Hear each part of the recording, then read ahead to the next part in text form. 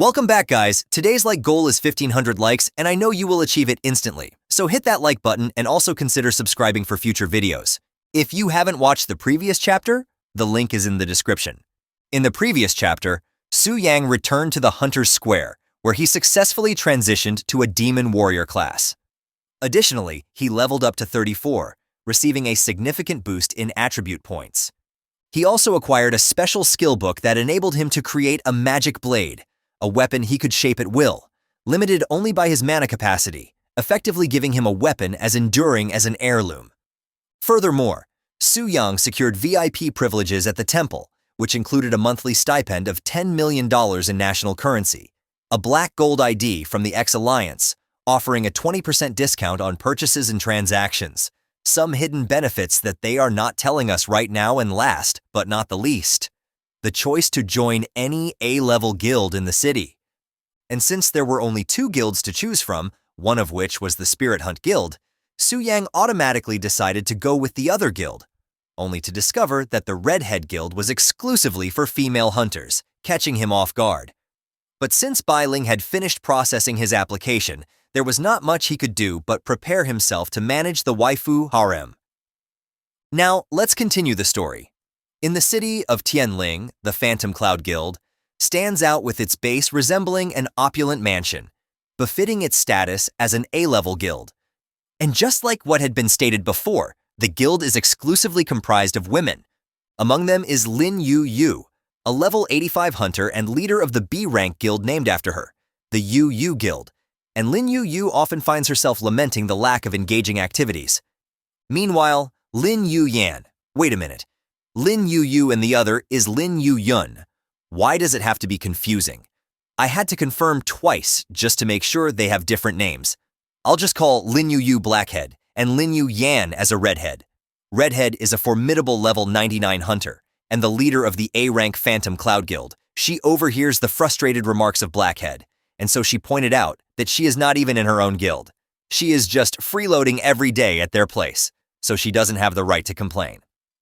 And since Blackhead is in the wrong, she humbles herself, but she can't just go back to her guild since she finds the responsibilities there overwhelmingly tedious. But before Redhead could respond, another familiar character had arrived at the scene, opening the door with such force and immediately responded to Blackhead that, even though Blackhead likes slacking, she can't just skip out on guild duties without notice, especially when it comes to welcoming new members. And this newcomer is none other than Zukian, who introduces herself as an ice elementalist. The head-turning lady and the cutie are here, guys. I bet the blonde cutie will be the first one to fall for him. While Blackhead finds Zukian's abilities satisfactory, she's particularly more interested in how cute Zukian looks, so she approves of her joining the guild, which surprises Zukian, but she barely gets a chance to respond as Redhead's reaction overtakes the conversation. As it seems like she was engrossed in some information displayed on a system window, requesting Blackhead to inquire about the commotion, Redhead revealed that a male member had unexpectedly joined their guild, causing a stir among the guild members, all curious about the sudden new member. Blackhead found this peculiar, considering the Phantom Cloud Guild's policy of only accepting female members, and wondered if there might have been an error on the part of Redhead's subordinates. However, Redhead corrected her, stating that the Transcendence Temple directly assigned the new member after completing a 5-star task and being designated a VIP, giving him the privilege to join any A-rank guild of his choosing, leaving Redhead with no grounds to deny him. This revelation left the guild members in awe of the mysterious new member's achievements, but the question still remained. Why the hell didn't he choose to join the Spirit Hunters Guild instead? But Redhead is still the guild leader, so she maintains an open mind, refraining from jumping to conclusions without evidence. She proposed setting the speculation aside for the moment, intending to personally meet the mysterious Su Yang. Redhead was prepared to take action if he turned out to be troublesome or disrespectful, reassuring everyone that there would always be ways to remove him if necessary. Amidst this discussion, Shu Qian, recognizing Su Yang's name, expressed her astonishment, prompting Redhead to inquire if she knew him. Shu Qian shared that Su Yang was indeed a friend from Dangling City and had recently ascended, suggesting he should still be at level 1 just like her. This led Redhead to assume it was merely a coincidence in names, but before they could move on with the matters at hand, Another lady came barging through the door just like another girl. This girl was none other than Mu Rongshui, a level 95 hunter who is also a member of the Phantom Cloud Guild. Wow, these are all well-rounded girls. I mean, in terms of talents, no literally. She is here to confirm the shocking news that the Spirit Hunt Guild had indeed suffered a total defeat in the Black Dragon dungeon. Though the details of their mission were murky, the outcome was unmistakably a disaster. Mu Rongshui continued explaining that during the incident, Zhao Ming's weapon might have exploded during the raid, and when she checked the auction house, there was already a similar weapon called Storm's Call listed for auction.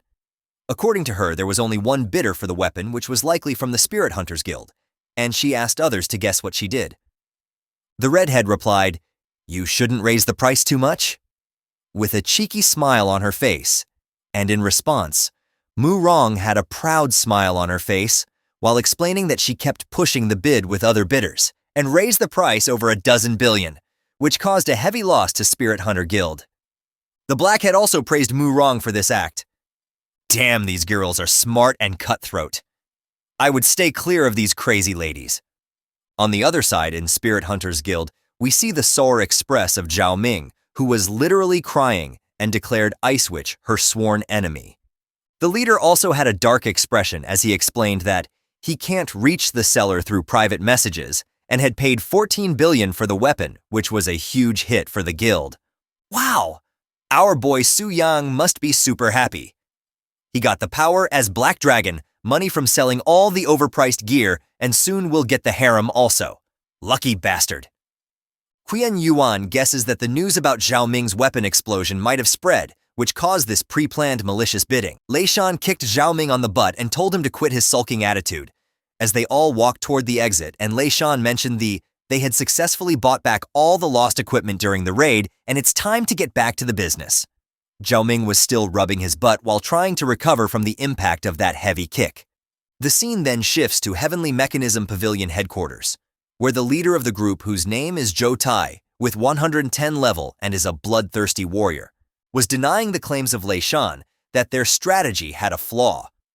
He continued his explanation saying they have cleared the Black Dragon Fortress dungeon 5 times, and based on those raids, they came up with this strategy.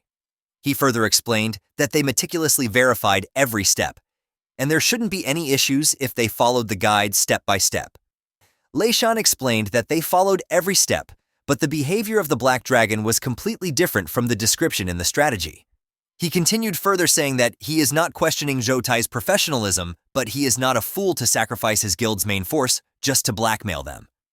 A hooded guy then called Lei Shan's guild members a bunch of useless people, as they had a clear strategy, yet still they lost, and now came back to demand money from the Heavenly Mechanism Pavilion.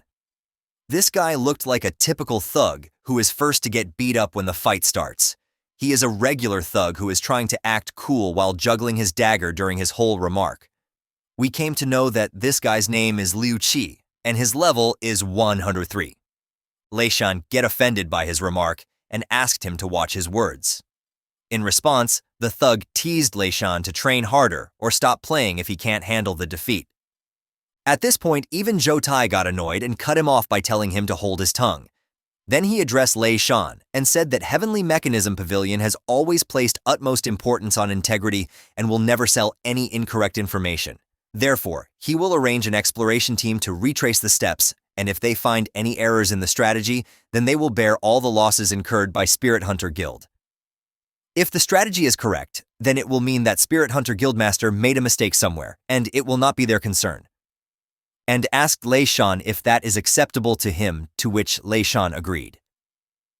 Then he proceeded to inform Zhang Kexin, who is a level 108, a 5-star holy healer, and Zhuang Zhen, who is a level 104, 5-star Mountain Barrier Master, and Liu Qi, the typical thug, to investigate the dungeon with him and Lei Shan tomorrow. While all of them were agreeing to Zhou Tai's decision, the door of the room busted open and black smoke started rushing in. Lei Shan and Qian Yuan quickly took a defensive stance and readied their spells for the attack. Zhou Tai asked them to stay calm as the person barging in is Mr. Chen Lun from the headquarters of the Heavenly Mechanism Pavilion. Lei Shan was surprised that a big shot was here. We get a clear look of Chen Lun, who is level 115 and a 5-star necromancer. He said that Zhou Tai needs to inform him whenever he is going to the Black Dragon Fortress as per their previous conversation. Zhou Tai apologized and explained that they are going only as a part of their follow-up service, and he didn't want it to trouble him with such tiny matters. But Chen Lun cut him off and said he did not need an explanation and would go with them tomorrow. To which Zhou Tai agreed. Chen Lun was excited for the Black Dragon raid as he called his soul delicious, and every harvest made his treasure even stronger. He looks like an old pervert, and Zhou Tai fully agrees with me. Lei Shan was surprised that a team of 5-star professionals, plus an expert from the Heavenly Mechanism Pavilion headquarters, will do a raid and with that much power can easily clear up the 4th-rank dungeon. In case they kill the Black Dragon, it will work out fine, but if they get wiped out, they surely deserve it. Whether it's a genuine strategy or a fake one, with the heavy losses on his side, these self-righteous strategy groups should pay some price. He had an evil smile on his face just by the fact that the Black Dragon and Exploration team will kill each other. The whole day passes and it's nighttime now. Our playboy Su Yang is lying defeated on the bed. He is annoyed by the continued buzzing of the chat channel and all the females talking about him. He is thankful that he blocked it quickly, otherwise he would be annoyed to death. Another notification gets his attention, which is from the auction house informing him about the continued bidding on the weapon. He wondered if both of the bidders might have a grudge against each other, as Ice Witch kept bidding 1 yuan up from Elf Noble. Eventually, the price reached 14 billion, which was 40% higher than average. He immediately confirmed the sale. He thanked Ice Witch for helping him raise the bid. The transaction was confirmed, and in the next notification, his temple benefits came into the clutch.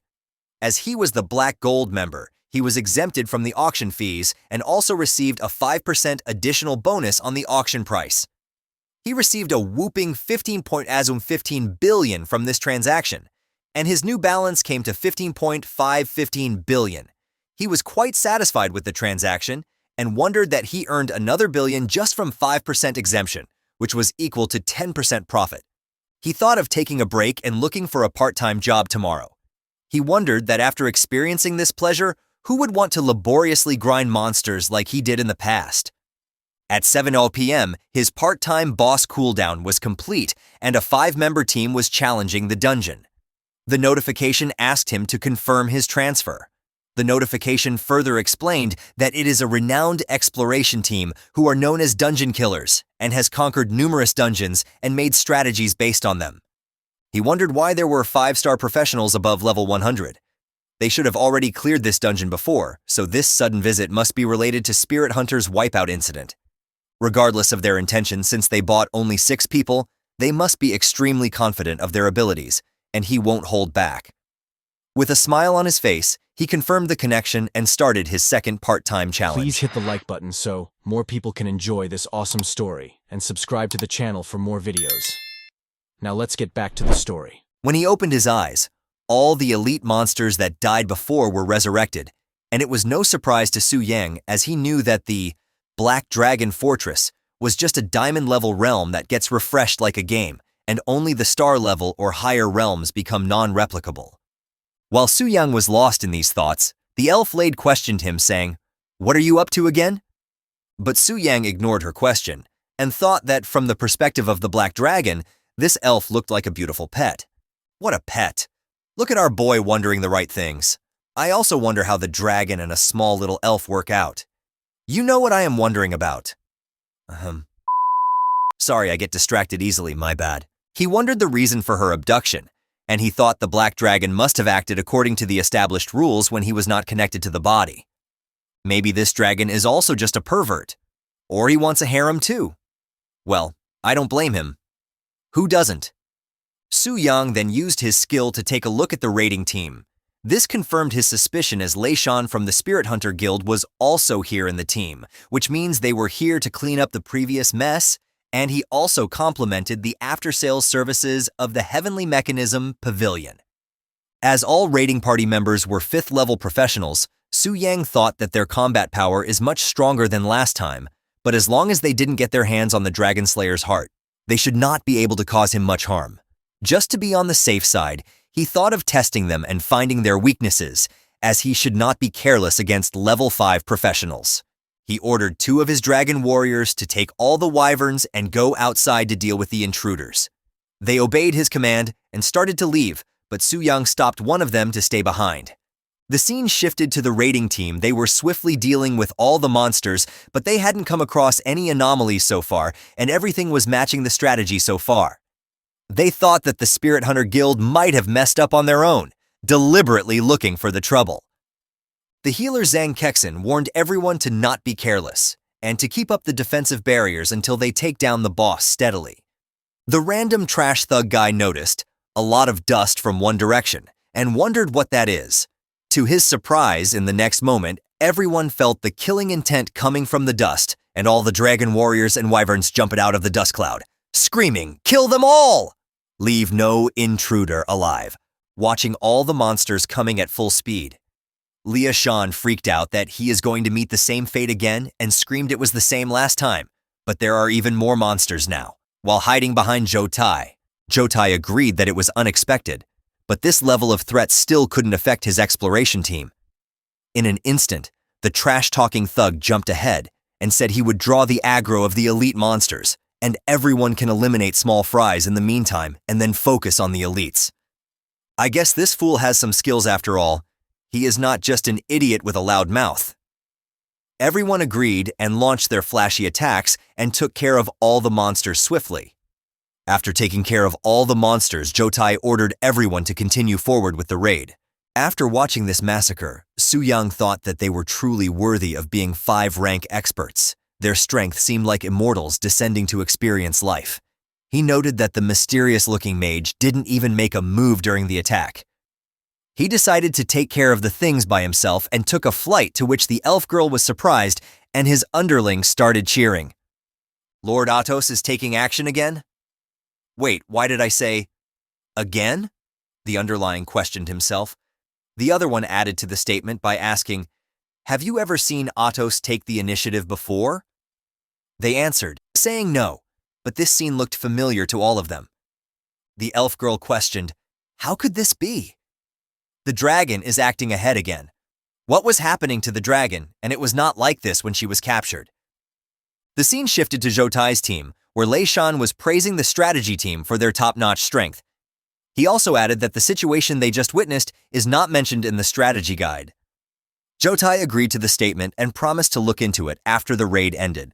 The creepy old necromancer mocked Lei Shan, saying that he can't handle even these small fries and still calls himself the Never Fail Guild. He laughed while adding all the corpses to his necromancer army. To this statement, Lei Shan replied by saying that maybe in Master Chen's eyes, his guild does not have noteworthy strength, but there is surely an issue in the strategy they provided, and as a leader of Sky Pavilion, he should take responsibility and speak fairly. This statement pissed the necromancer, and like a cranky old man, with glowing eyes and creepy smile, he dared Lei Shan to say a couple more words and he would kill him and add him to his dead army collection. This scared the shit out of Lei Shan, but before the situation escalated, Zhou Tai came in between them and sled the necromancer to stop scaring the clients and calm down. Man, this old man is like a sketchy neighborhood drug dealer who sells you crappy products and threatens to kill you if you complain. Lei Shan wondered that for a moment he thought he was done for, and the old man was really going to kill him. Zhou Tai questioned the old guy, saying he should consider the consequences of his actions. If he kills Lei Shan, then how would they get more contracts in the future? Lei Shan was annoyed by all this and thought he should let him gloat for now, and he would see who would laugh after meeting the Black Dragon. While thinking this, he noticed a huge shadow and looked up. There he was. Black Dragon, he screamed. It's the Black Dragon. Guys, I think this guy is traumatized from the last meeting with the Black Dragon. The boss actually acted ahead of schedule. How is this possible? Zhou Tai wondered. Is this a bug? Spirit Hunter didn't deceive us. Everyone was shocked by the sudden appearance of the Black Dragon boss. In an instant, Zhou ordered everyone. He told Lao Zhuang to maintain the barrier, Lucy to be ready to transform at any moment, and the healer to prioritize healing Liuxi and keep his health at 30%. Everyone agreed and shouted understood. Jotai activated his skill-frenzied blood song, which is a berserker talent that significantly increases all attributes when his health drops below 30%. It also reduces the amount of damage taken by the user. They landed multiple attacks in the next instant. Physical damage dealt 15,893. Physical damage dealt 14519. Shadow damage dealt 13774. Magic damage dealt 13343. Magic damage dealt 112,678. To all these attacks, Su Yang wondered that something was off. Due to damage reduction skill, even the 5-star professionals can't deal him much damage. "This black dragon has damage reduction buffs, keep chipping away," Jotai shouted while dodging an attack. The hooded crappy thug was behind Jotai and shouted that he saw the attack coming from miles away. This pissed off our boy Su Yang. I guess this guy has a unique quality to piss off everyone he speaks to. Can you guess what I'll do next? Su Yang instantly switched his target to the priest standing in the back line and launched himself with a dragon charge attack. But Jotai blocked his attack, and Su Yang wondered if he wasted the opportunity to eliminate the support team. While the dragon's attack was blocked, the crappy thug took shadow form, which significantly increased the attack, speed, and critical hit ratio. All of his skills also increased the dark attribute damage. He yelled, "Taste my strike! All of your vulnerabilities are behind you," while jumping toward the back of the dragon. He started attacking frantically and dealt some physical and shadow damage. He used his most powerful skill, called Shadow Stab, which can even take down small bosses in straight-tier instances with millions of HP. Yet he wondered why it was dealing so little damage to this dragon boss. Is the damage reduction of this boss, is this outrageous? Now it's your time to reveal your vulnerabilities. Go to hell! The dragon smashed the thug with his wing, which did major damage to the thug and left him only with 1% HP. He landed on the ground defeated, and everyone ran toward him wondering how many times his luck can save him. Jotai was glad that he shielded the healer earlier and ordered him to heal the thug. But the dragon was not gonna let them just heal the dude. I think the thug really pissed him off. The healer looked at the dragon, and it was ready to launch the next attack. This move, could it be Breath of Annihilation? But isn't that supposed to be the transition ultimate skill that's used when health is below 70%? Why is it being used at the beginning?